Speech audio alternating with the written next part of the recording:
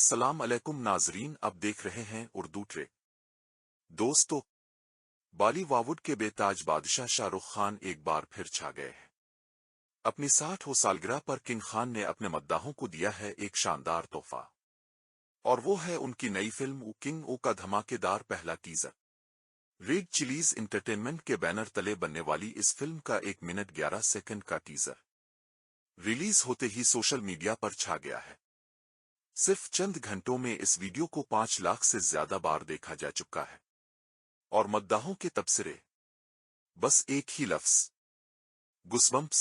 Film کے teaser میں وہی شاہ رخ خان والا انداز، پاور سٹائل اور ڈائلاگ کی وہی جادوگری، جہاں ان کی آواز گونجتی ہے، کتنے خون کی یاد نہیں، اچھے لوگ تھے آبرے کبھی پوچھا نہیں، دنیا نے دیا صرف ایک ہی نام کنگ، ڈر نہیں دہشت ہوں۔ یہی لائنز مداحوں کے دلوں میں بجلی کی طرح آتر ہیں۔